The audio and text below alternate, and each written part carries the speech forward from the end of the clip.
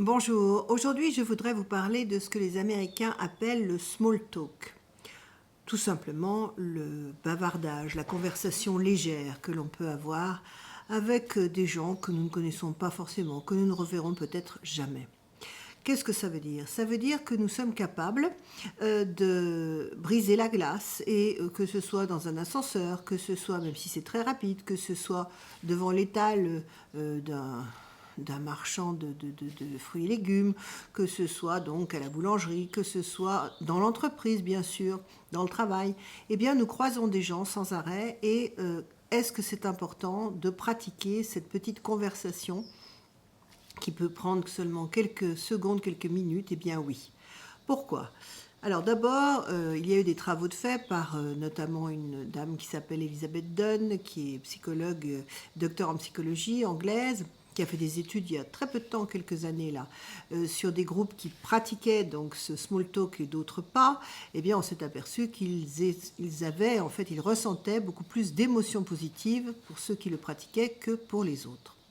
Quels sont les avantages également de cette petite conversation légère? Eh bien, premièrement, je pourrais dire en somme que on paraît moins bégueule, si vous me pardonnez l'expression, hein. C'est-à-dire qu'on se dit bon bah celle-ci ou celui-là, il est avenant, voilà, il sait justement aborder les gens facilement, simplement. Donc bien sûr, ne pas choisir des sujets compliqués, hein, c'est vraiment parler de la pluie et du beau temps. Beaucoup vont croire que ça ne sert à rien. C'est faux. C'est vraiment très utile. Et c'est très utile à tout point de vue. C'est très utile parce que ça va développer également la confiance en soi pour certains qui n'avaient pas l'habitude d'aborder les gens comme ça. Eh bien, justement, on va leur demander de faire l'effort d'aller aborder des gens qu'ils ne connaissent pas en leur parlant de la pluie et du beau temps. Et justement, ils se rendront compte que ça va leur faire le plus grand bien. En entreprise, d'ailleurs, nous, en tant que formateurs, nous, on nous apprend à briser la glace d'entrée de jeu, puisqu'on nous dit qu'il faut pratiquer ce qu'on appelle l'inclusion. J'en avais parlé une fois dans une vidéo.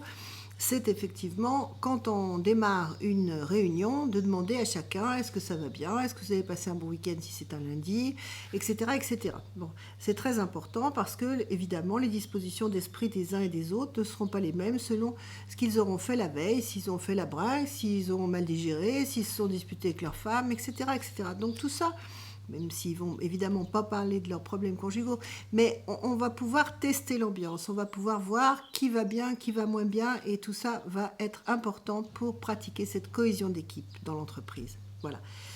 Eh bien, pour les autres, même pour les particuliers, ce sera toujours utile, justement, outre la confiance en soi, pour créer un climat agréable avec les gens de son village, de sa ville, de son quartier, etc.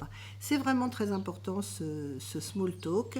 Donc je pense qu'il faut vraiment penser à le pratiquer le plus souvent possible. Bien sûr, il faut respecter les opinions d'autrui.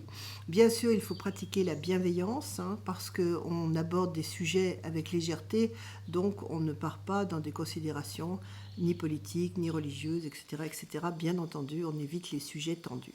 Voilà, donc pratiquez ce small talk, ce petit bavardage, parlez de la pluie et du beau temps, ne pensez pas que ça ne sert à rien, bien au contraire, voilà, et vous paraîtrez d'autant plus sympathique, ce qui n'est quand même pas désagréable du tout, justement, pour l'estime de soi. À bientôt, au revoir.